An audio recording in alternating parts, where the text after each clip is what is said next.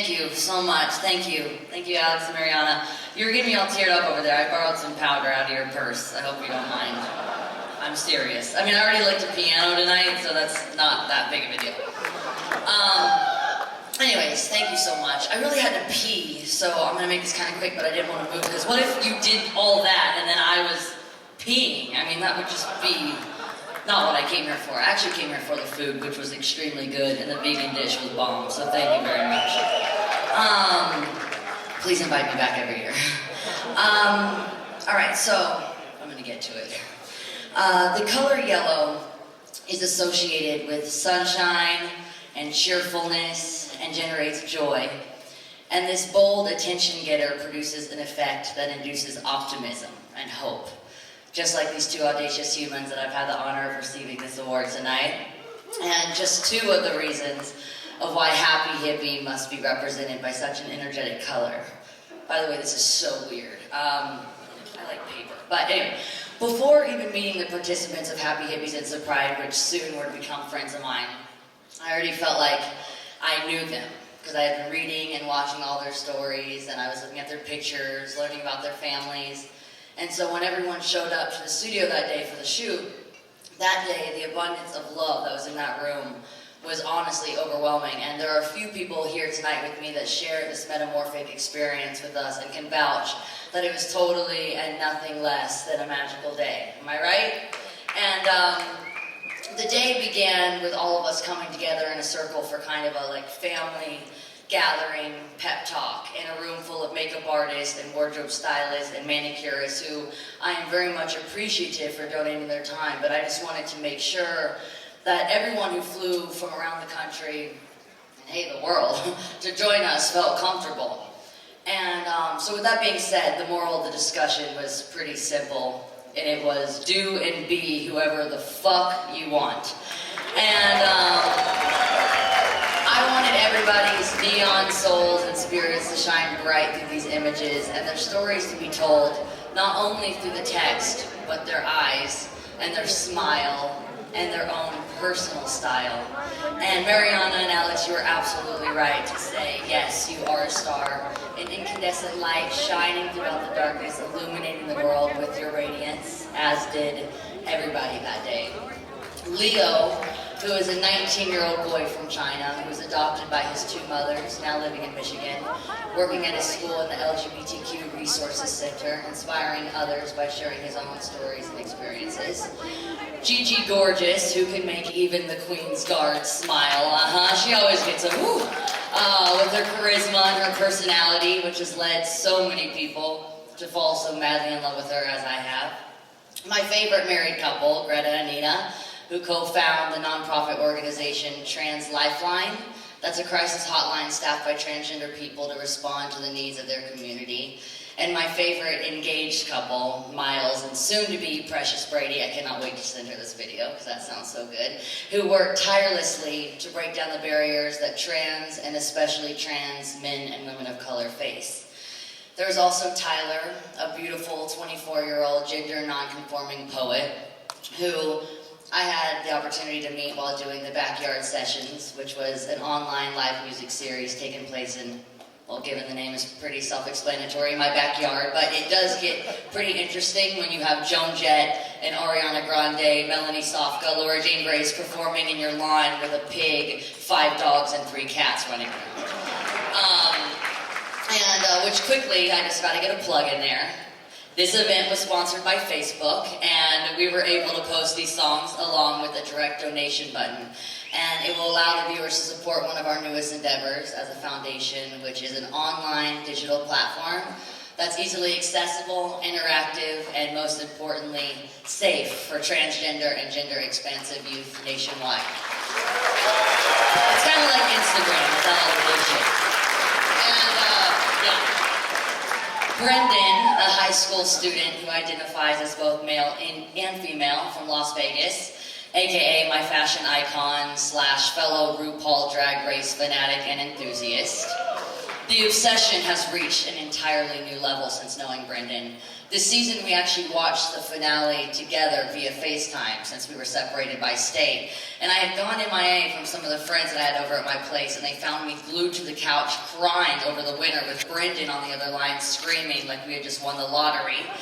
And we actually met at a RuPaul taping, and Brendan was there with his family, who, when you see together, is actually a mural of unconditional love and acceptance. And last, but most definitely not least, AJ. And AJ is a recent high school graduate who has only met 2 other trans people before the day of our Instapride shoot. So that was pretty fucking cool.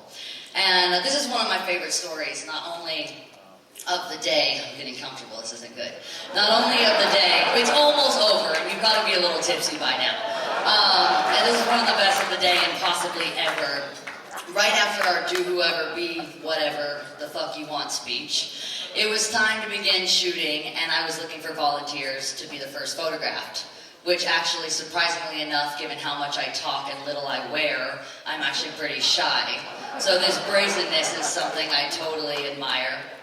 And I look over at AJ, who is now shirtless, and says, "Me, I'll go. It took a lot of work to look like this. I want to show it all off." And I haven't heard something this quotable, except maybe out of the mouth of my godmother, Dolly Parton. So, it was a party from that moment on. Let's just say that, literally.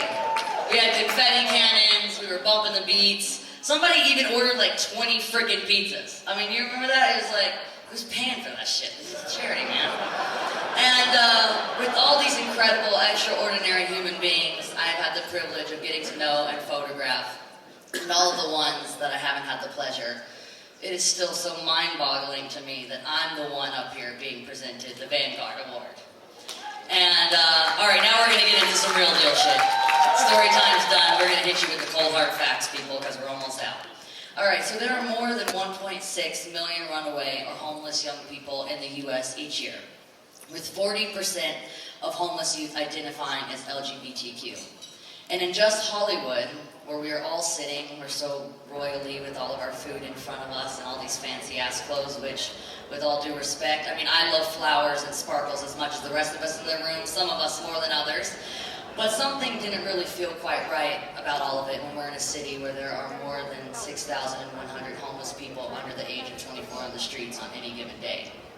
And more than 1 in 4 of these people have experienced hate crimes due to their race, sexual orientation, or their gender identity.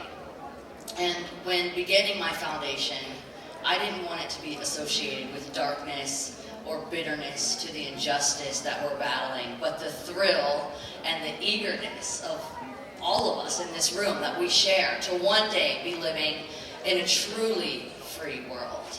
And I know that I'll have been honored to even been a twinkle in the diamond sky of this dream, and I want all of you to know that I feel beyond grateful to be in a room full of so many, I'm going to get emotional, Mariana, we're going to have to get the powder, to be in a room full of so many people who care so much about others, because unfortunately, that is just way too rare in the world that we live in today. And maybe that's why I'm up here on the receiving end of this award. And I'm thinking of tonight, don't make me lose it. I'm thinking of tonight as not celebrating what we've already done, but what we're doing and what we're gonna do in the future. And, fuck yeah. And we are gonna continue to fight against the judgment and the stigma that comes with not only the LGBTQ, a lot of words, letters, the LGBTQ community, which is disproportionately affected by HIV/AIDS because of discrimination, which could lead to homelessness.